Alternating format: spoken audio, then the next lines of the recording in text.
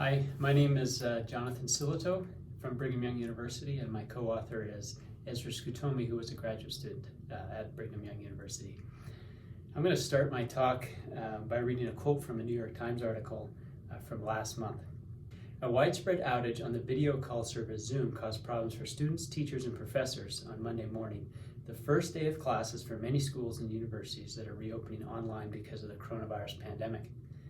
Businesses could not make video calls to clients, courthouses could not conduct hearings, and city and county governments had to postpone meetings. And that's the end of the quote. Now, not all outages, of course, are significant enough that they end up being reported in the New York Times. But I suspect that most of us have had the experience of being users of software that had an outage while we were trying to use it or was degraded in some way. Those events in this talk and in this paper, we refer to as incidents. Now, behind the scenes, when there's an incident, and sometimes a little bit less visible, is the work of engineers trying to fix or mitigate the issue. And we call that work incident response. The specific work I'm describing today and that we reported on in this paper is in the spirit of previous work that has used qualitative methods like interviews and observations and that kind of thing to improve our understanding of various software engineering activities in different contexts. And we're doing something very similar, but our focus is on improving our understanding of incident response. So to do that, there's really two things we did. First, we interviewed 8 engineers and asked them to give us detailed accounts of incidents that they've responded to. The second thing we did is we collected 15 publicly published incident reports. So in all, we've analyzed 30 incidents, 15 from our interviews and 15 from public sources. In the paper, we talk about our analytic results organized around 4 sections. First, we talk about how the incident happened and the detection of the incident, the approach that the responders took when they were investigating the incident, and then finally how the incident was mitigated or fixed. And in describing our results, we also highlight 11 key observations or insights that we think are particularly valuable. But in this video, I don't have time to talk about all 30 incidents or all of our analytic results. So instead, I'll just share one incident and talk about how we've categorized that and bring up a few insights that I think this incident does a good job illustrating. So the incident I'm going to talk about was shared with us by one of our interview participants, and in the paper we refer to as incident 1.8. Okay, so here's what happened. Engineers made a code change that modified the schema or the type for an object that was held in cache, and it had this change had this unintended consequence that those objects could be serialized and stored in the cache, but could not be deserialized later.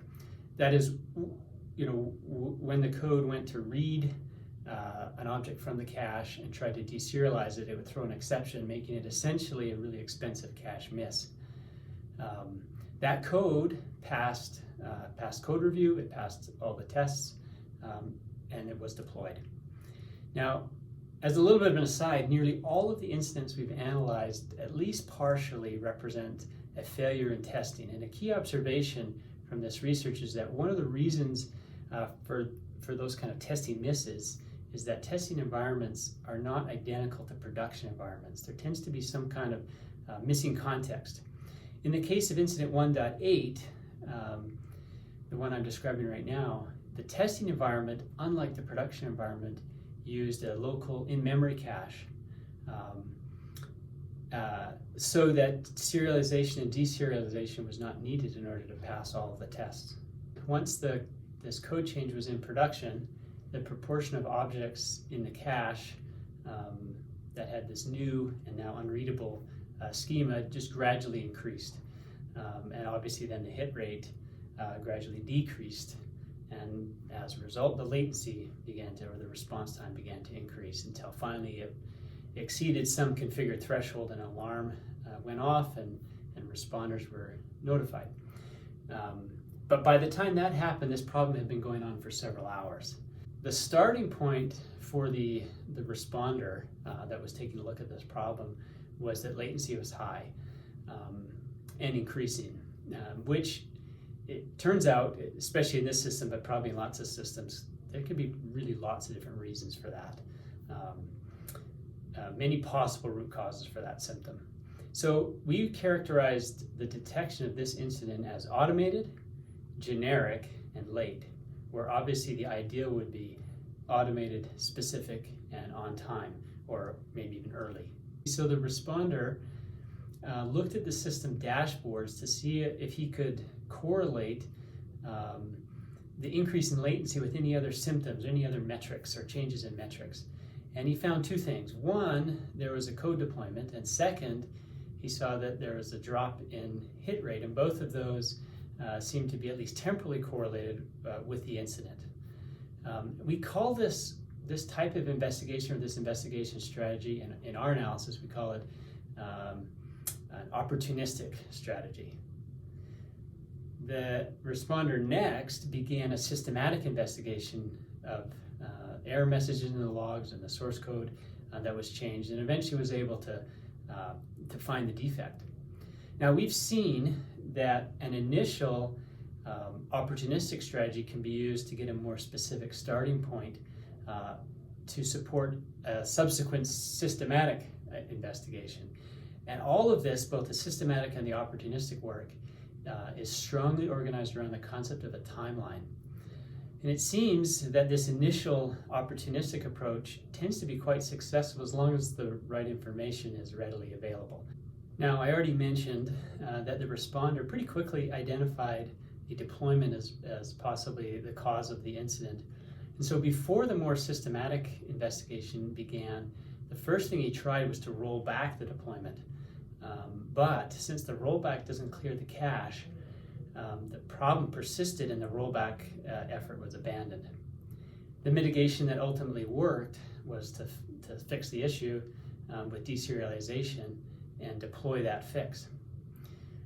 So this at least partially illustrates one of the key observations that we've identified, which is that addressing the original root cause or precipitating problem for an incident is not always sufficient mitigation. In this particular case, what I mean by that is rolling back the change still left the system with unreadable cache objects, even though that change was the original cause. Okay, here you can see a more complete view of our categorizations. For more details on these categories and dimensions, and also our key observations, please see the paper.